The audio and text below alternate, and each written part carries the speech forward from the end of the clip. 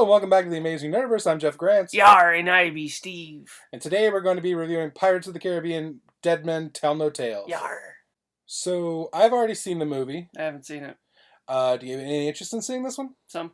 Did you enjoy the pirate movies before this one? Yeah, I like the music. Yeah, I do too. It's been stuck in my head for days. This movie is about...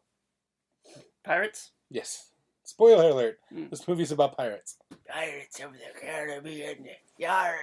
Yo, ho, ho, and a bottle of scum. So in this film, Henry Turner is looking for a way to break his father, Will Turner's curse, who is stuck on board the Flying Dutchman after he took the place of Davy Jones in the third film. So in order to break his father's curse, he has to track down Poseidon's trident, which holds magical capabilities of breaking all curses across all the seas. Mm-hmm. In order to find that, he recruits the help of Captain Jack Sparrow, we all know and love, and a new character named Keira Smith, woman of science, who will help them lead their way straight to Poseidon's trident. I sailed these 7 seas with a hook for me hand and a pirate for a friend.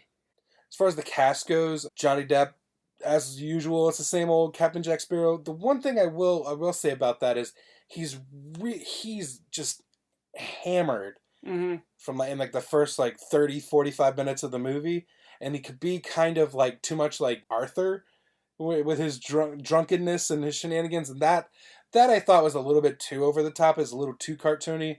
But once he sobered up a little bit and calmed down a little bit, he started getting back to the old Jack Sparrow that we all know and love. So along with Captain Jack, it was also nice seeing some of the other characters from the franchise before. Like which ones? Some old favorites like Captain Barbossa.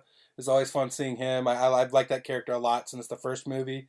And he's always great in these films, Geoffrey Rush. But there's a lot of newcomers as well. Brenton Thwaites was all right as Henry Turner, Will Turner's son. He looked a lot like a young Orlando Bloom. That's usually how that works. What? Hmm? What do you mean? Casting a son like that? Stupid. Keira Scodelario. I believe I'm pronouncing that right. I hope I'm pronouncing that right. She plays a new character, Keira Smith. I thought she was fantastic in this film. She's my favorite part.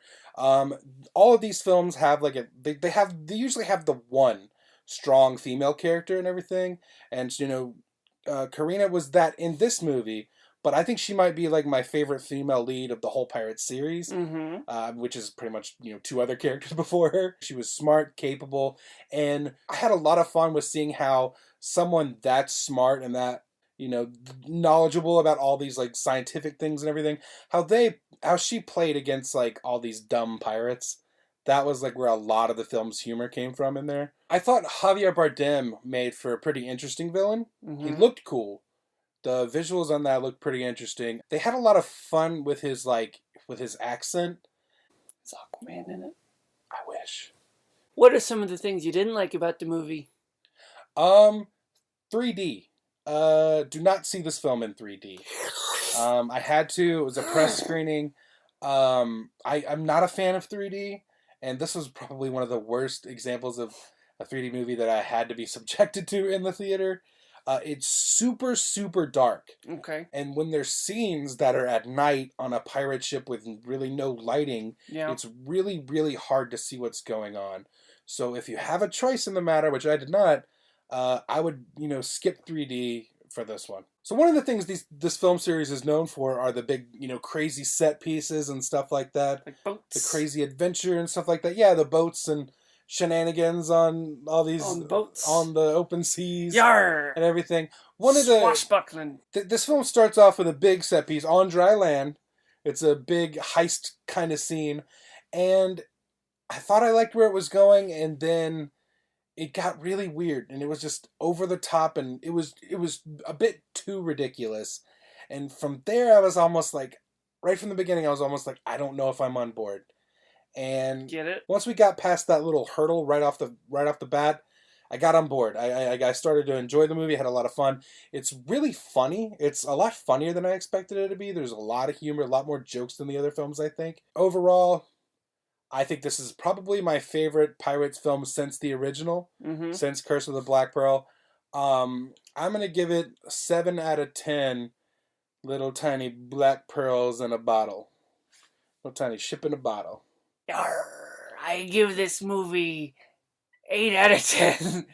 Yar. This movie you haven't seen, you're gonna give it an 8 out of 10. Yar, it was Johnny Depp and looking for Lucky Charms. No, that's two different things. You're getting pirates and leprechauns mixed up there. Yar. And cats, apparently. Alright, if you like this video, please hit like and subscribe to our channel for more movie reviews and podcasts and that good stuff. And you can check out my video of The Rock showing up at the Baywatch screening in Atlanta. He be too close to the sea. Who, The Rock? Yar. Please subscribe to the Amazing Nerdiverse on iTunes. Subscribe to the podcast and leave a review. That'll help people find the show. Follow us online. We're on Facebook, The Amazing Nerdiverse on Facebook. On Instagram, Amazing Nerdiverse. And on Twitter, I'm at Jeff_Grants. Yar, I be at Steven Tukert. Yar. And we are at Nerdiverse Pod. Go to theamazingnerdiverse.com for all that and very little more. And until next time, I'm Jeff Grants. I'm Steven Tukert. And we'll catch you right here next time in The Amazing Nerdiverse. Hit him. Yar.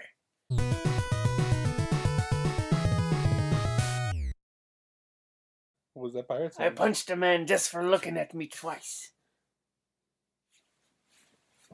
I thought that was the punch. That's the winding up, you see. Oh, okay. Yar.